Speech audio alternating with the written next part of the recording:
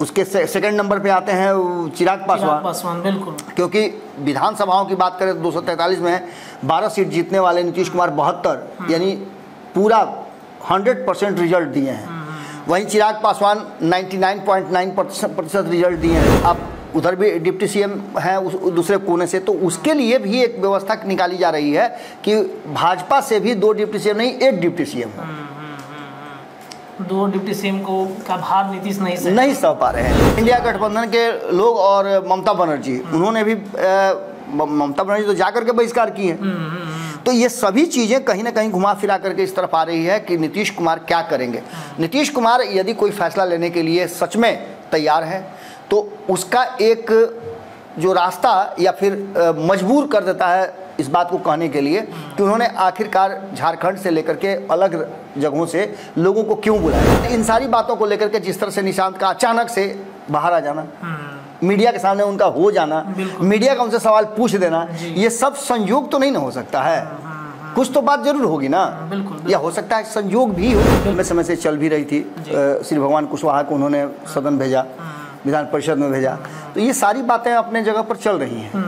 लेकिन इसके साथ साथ एक बहुत गंभीर चर्चा है कि 2024 के चुनाव के बाद सभी कह तो रहे हैं कि नीतीश कुमार जो हैं वही हमारे मुख्यमंत्री का चेहरा होंगे, उन्हीं के चेहरे पर हम चुनाव लड़ेंगे। पनोरमा ग्रुप, जो सोचता है वो करता है। नमस्कार, भारत लाइव पे आप सभी का बहुत बहुत स्वागत है। चर्चा गर्म है बिहार की राजनीति में। एक बार फिर से नीतीश कुमार की पार्टी जदयू में बहुत बड़ा बदलाव आने वाला है। एक तरफ जहां भारतीय जनता पार्टी अपने संगठन और पार्टी में बदलाव कर रहा है, तो दूसरी तरफ नीतीश कुमार भी पीछे नहीं है। 2025 का चुनाव सामने है और अगर संगठन में बदलाव नहीं करेंगे तो ये 25 का चुनाव समझिए नीतीश कुमार की स्थिति 2020 वाली हो जाएगी। अब ऐसे में नीतीश क्या करेंगे? इतना ही नहीं, एक खबर ये भी है कि नीतीश कुमार जो हैं वो बिहार छोड़कर जाने वाले हैं कुछ दिनों के लिए। तो ऐसे में कौन होगा सीएम, तमाम विषयों पर चर्चा करेंगे। बाबा हमारे साथ एक बार फिर से जुड़ चुके हैं। विदेश जाने से पहले सरकार और संगठन में बड़ा बदलाव, नीतीश जदयू से डिप्टी सीएम और किसे प्रदेश अध्यक्ष बनाएंगे, जानते हैं। बाबा, नीतीश कुमार की पार्टी में बदलाव आएगा, बदलाव करने वाले हैं, क्यों करेंगे बदलाव?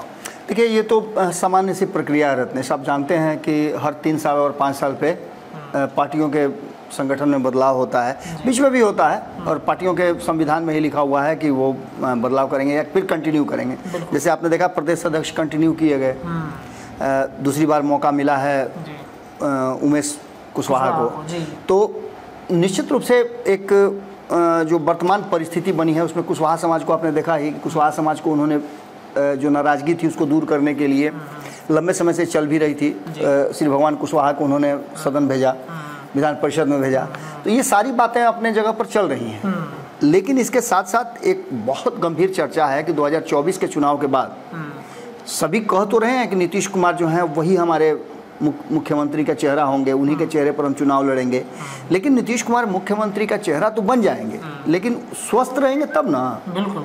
नीतीश कुमार को सबसे ज़्यादा जरूरी है कि उनको स्वस्थ रखा जाए और उनको उस लायक रखा जाए कि वो घूम करके पूरे बिहार में चुनाव प्रचार करें। बिल्कुल, स्टेचर पर तो जाएंगे नहीं। हालांकि इधर पिछले चुनाव में हम लोगों ने देखा कि स्टेचर पर भी, और माफ कीजिएगा, व्हील चेयर पर भी चुनाव प्रचार हुआ है। तो तेजस्वी यादव ने किया है। लेकिन तेजस्वी यादव की एक मजबूरी थी जिसके चलते हुआ। लेकिन नीतीश कुमार की मजबूरी नहीं है, उनका जो उम्र है वो उनके आड़े आ रही है, और ऐसी स्थिति में नीतीश कुमार का इलाज जरूरी है। इस इलाज को लेकर के पहले भी कहा गया था कि वो इंग्लैंड गए थे, अब कहा यह जा रहा है, हालांकि हम खबरें पुष्ट नहीं है हमारे पास, लेकिन चर्चाओं के बाजार में अगर देखा जाए या फिर इंटरनल जो सोर्सेज हमारे हैं वो बताते हैं कि नीतीश कुमार अमेरिका इलाज कराने के लिए जा सकते हैं। वहाँ किसी डॉक्टर से बातचीत हो गई है, और जब अमेरिका वो जाएंगे तो 10 दिन या 12 दिन के लिए नहीं जाना है उनको। जाना है तो कम से कम 2 महीने, 1.5 से 2 महीने के लिए जाना है। महीने की बात हाँ, 1.5 से 2 महीने कम से कम उनको रहना पड़ेगा।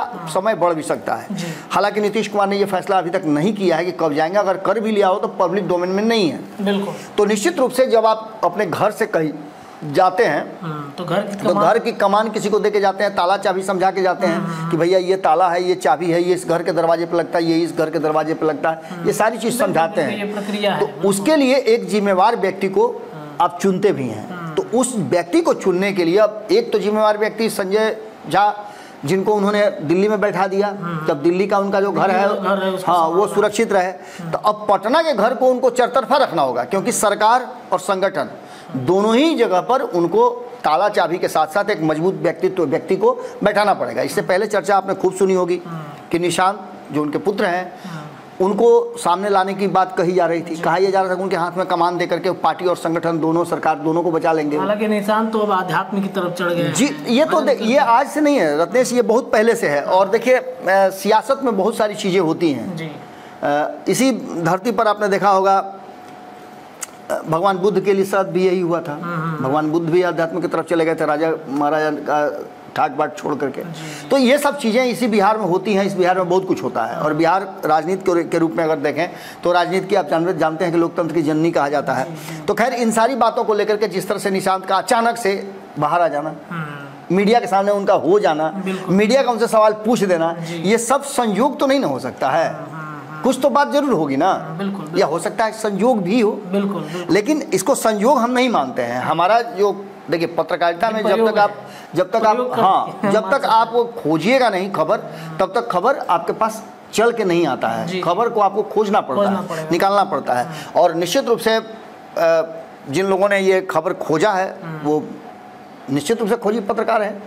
हाँ, इसमें कोई दो राय नहीं है। यहाँ से भी वो खोजते हुए गए हैं। हाँ, निश्चित रूप से सागर हमारे यहाँ थे, उन्होंने ही इस खबर को ब्रेक किया है। तो निश्चित रूप से सागर को धन्यवाद, क्योंकि हम लोगों को ही जानकारी मिली कि इस तरह की बातें कुछ हो रही हैं। तो इन सारी चीज़ों को लेकर के जब नीतीश कुमार के विदेश जाने की बात होगी तो निश्चित रूप से यहाँ बिहार और दिल्ली दोनों जगह उनको चौकस होकर के काम करना होगा। अब ऐसी स्थिति में नीतीश कुमार को लेकर के ये बातें कही जा रही है कि नीतीश कुमार ये तो मानने के लिए तैयार हैं कि भाई उनके सिवाय दूसरा कोई विकल्प और चेहरा अभी तक तैयार नहीं हुआ। ना भाजपा ने तैयार किया ना और कोई है। हालांकि चिराग पासवान के बारे में कहा जाता है कि वो चेहरा तैयार हो रहे हैं। लेकिन इस बीच में आपने देखा होगा कि कई लोगों ने इसमें आग में घी का भी काम किया है।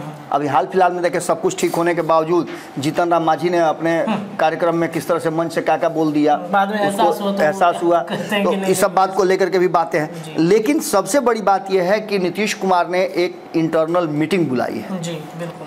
उनको जाना था दिल्ली, नीति आयोग की बैठक में शामिल होना था।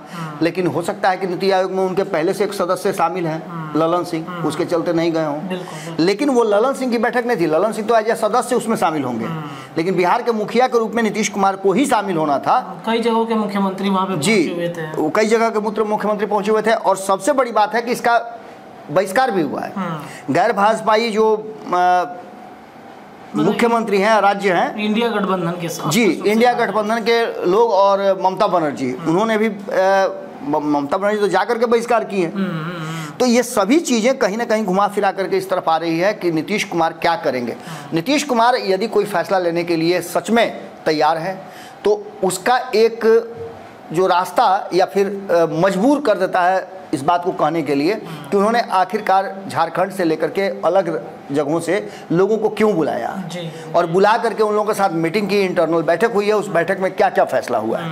निकल करके तो कुछ नहीं आ रहा, लेकिन छन छन के जो खबर आ रही है वो खबर यह है कि नीतीश कुमार पूरी तरह से अब तैयारी कर चुके हैं कि एक जदयू से उप मुख्यमंत्री बनाएंगे जो नीतीश कुमार की जगह पर उनका कमान संभालेगा और उनके डायरेक्शन पर काम करेगा। बिल्कुल बिल्कुल बिल्कुल। तो ऐसा व्यक्ति खोजने के लिए नीतीश कुमार को बहुत दूर जाने की जरूरत नहीं है। उनके इर्द गिर्द बहुत सारे लोग हैं और उसी में से जो नाम हम बताने जा रहे हैं उन्हीं नामों में से एक व्यक्ति को वो अध्यक्ष भी बना सकते हैं, प्रदेश अध्यक्ष। अच्छा। तो ये सारी फॉर्मेलिटीज जो है वो सारे बातचीत जो है उसका एक दौर खत्म हो गया है। इंटरनल सोर्सेज जो थे उसको रिवील किया गया और सब कुछ करके नीतीश कुमार उस जगह पर पहुंच रहे हैं जहां उन लोगों के नाम घोषित किए जाए। सबसे बड़ी बात है कि 2025 का चुनाव है। 2025 के चुनाव के लिए नीतीश कुमार को मजबूत, जैसा कि आप बता भी रहे थे, मजबूत तैयारी उनको करनी है। तो ऐसी स्थिति में बिल्कुल ऐसी स्थिति में नीतीश कुमार को, और आपको ये भी देखना होगा ना कि इसी लोकसभा चुनाव में सभी लोग पिछड़ गए हैं, सिर्फ नीतीश कुमार अपना रिकॉर्ड दुरुस्त रखे। उसके सेकंड नंबर पे आते हैं चिराग पासवान। बिल्कुल, क्योंकि विधानसभाओं की बात करें तो 243 में 12 सीट जीतने वाले नीतीश कुमार 72 यानी पूरा 100% रिजल्ट दिए हैं। वहीं चिराग पासवान 99.9% रिजल्ट दिए हैं। बाकी लोग तो फिसड्डी ही साबित हुए हैं, चलिए उसकी बात अलग हम करेंगे। लेकिन जो मीटिंग उन्होंने बुलाई है, नाम की चर्चा जी बाबा बता दीजिए दर्शकों। देखिए, इसमें उड़ती उड़ती एक खबर आई, हम ये भी बताएंगे क्यों नहीं और क्यों।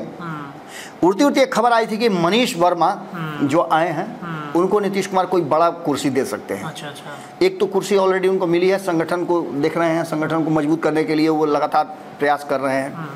लेकिन कहा यह जा रहा था कि उनको डिप्टी सीएम बनाया जा सकता है।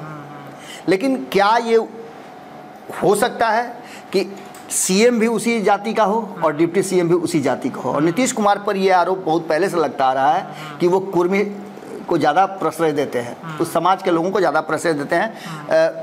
अलग अलग अधिकारी भी चाहते हैं कि उसी समाज से हों जो कि उनके इर्द गिर्द खड़े हों। तो ये आरोप नीतीश कुमार नहीं झेल पाएंगे, तो इसलिए मनीष वर्मा को तो डिप्टी सीएम बनाने का दूर दूर तक कुछ नहीं नजर आता है। तो अब आइए कि क्या उनको प्रदेश अध्यक्ष बनाया जा सकता है, तो ये भी संभव नहीं लगता है, क्योंकि ऑलरेडी वो जब राष्ट्रीय कमेटी में हैं और राष्ट्रीय कमेटी में उनको एक बड़ा पद दिया गया है, संगठन ही देखना है उनको, और उनके लगभग मान के चलिए कि उनके अंडर ही प्रदेश अध्यक्ष होगा।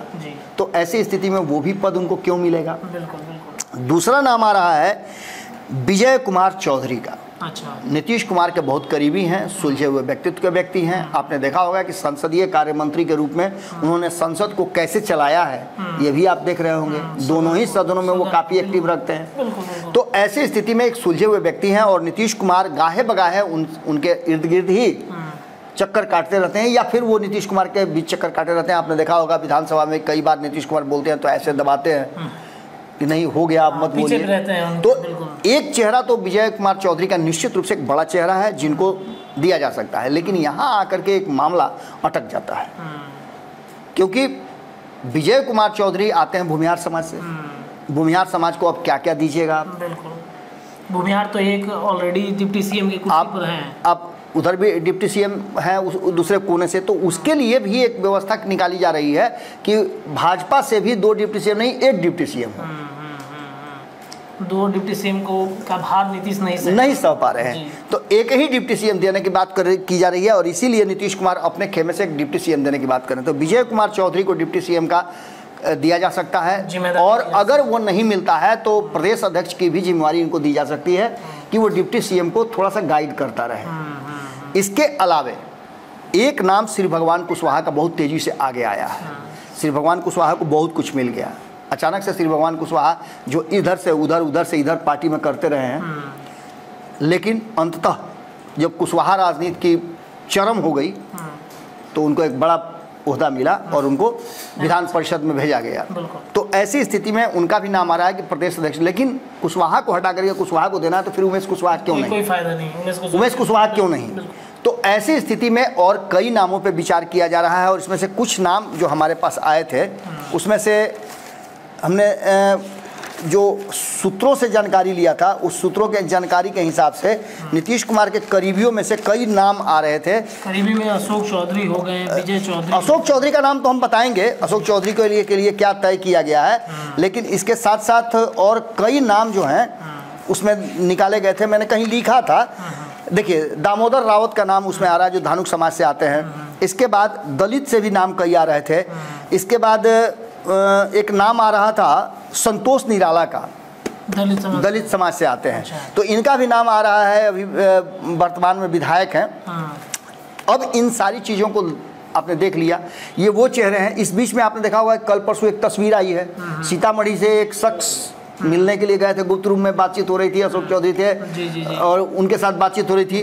तो उनके साथ भी चूंकि वैश्य समाज से आते हैं तो यहाँ भी वैश्य राजनीति चल रही है, तो उसमें भी बहुत सारी बातें हो सकती है। ललन सराफ हैं जिनके नाम की चर्चा भी चल रही है कि उनको भी एक बड़ी जिम्मेवारी दी जा सकती है प्रदेश से, लेकिन वो पहले से भी बड़े पद पर हैं, विधान परिषद में भी हैं।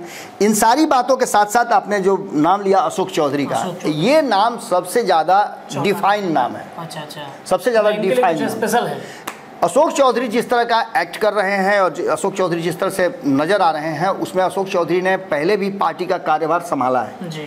2020 के चुनाव में उनको कार्यकारी अध्यक्ष बनाया गया था, प्रदेश अध्यक्ष। अचानक से जो कुछ भी हुआ उसके बाद से उनको मीड में बनाया गया था, हालांकि उनको मौका नहीं मिला था। लेकिन अशोक चौधरी के बारे में आपको एक बात मैं बता दूं कि वो ज़बरदस्त ढंग से कैलकुलेटेड व्यक्ति हैं। मैनेजमेंट उनका इतना बढ़िया है कि चुनावी रणनीति के मास्टर माने जाते हैं। अपनी बेटी को उन्होंने कैसे जिताया आपने देखा होगा। इसके अलावा जमुई में भी उन्हीं का चल रहा था सारा मैनेजमेंट, और भी कई जगहों पर आपने देखा। हालांकि कुछ जगहों पे हार भी हुई है, लेकिन जो चीज़ें नज़र आ रही हैं वो साफ बता रही हैं कि अशोक चौधरी सबसे ज़्यादा मुखर हैं। और इधर विधान परिषद में भी आपने देखा होगा, विधानसभा में भी देखा होगा, चूँकि मंत्री हैं तो दोनों सदनों में उनको जाना है। वहाँ जाकर के नीतीश कुमार के पीछे खड़ा होकर के ज़बरदस्त डिफेंड करते हैं। ये मजाल नहीं कि नीतीश कुमार के विरुद्ध कोई भी एक शब्द बोल दे। तो ऐसी स्थिति में एक बात तो तय मान के चलिए कि अशोक चौधरी का नाम सबसे ऊपर आ रहा है। इसके अलावे आपने जो एक सज्जन से कल बातचीत किया, जो सुनील सिंह को के आचरण को लेकर के आचरण समिति और उन्होंने कंप्लेन किया था, भीष्म सैनी, जदयू के एमएलसी, उनका भी नाम आ रहा है, क्योंकि अति पिछड़ा समाज से अगर किसी को दिया जाता है तो भीष्म सैनी क्यों नहीं। बिल्कुल। उनके यहाँ आप देखिएगा इधर बीच में दरबार उरबार भी लगना शुरू हो गया है, तो भीष्म सैनी भी एक ऐसा नाम हो सकता है। और इसके साथ साथ जो सबसे विश्वास पात्र है नीतीश कुमार के, श्रवण कुमार। लेकिन श्रवण कुमार के नाम में भी वही आकर के बात लग जाती है कुर्मी होने का। तो अशोक चौधरी और भीष्म सैनी, ये दो नाम कहीं ना कहीं नजर आ रहे हैं। ये दोनों हो सकते हैं, या फिर एक जो चौंकाने वाली बात मैं बता रहा हूं वो ये है कि जिस तरह से अचानक से कल नजर आया, निशांत बाहर निकले घर से, मीडिया ने पकड़ लिया, तो हो सकता है कि निशांत को इसलिए भी बाहर निकाला गया हो कि उनके नाम की चर्चा हो, अचानक से उनको उस कुर्सी पर बैठा दिया जाए और अशोक चौधरी सहित विजय चौधरी और सभी जैसे नीतीश कुमार को सपोर्ट करते हैं वैसे उनको सपोर्ट करें।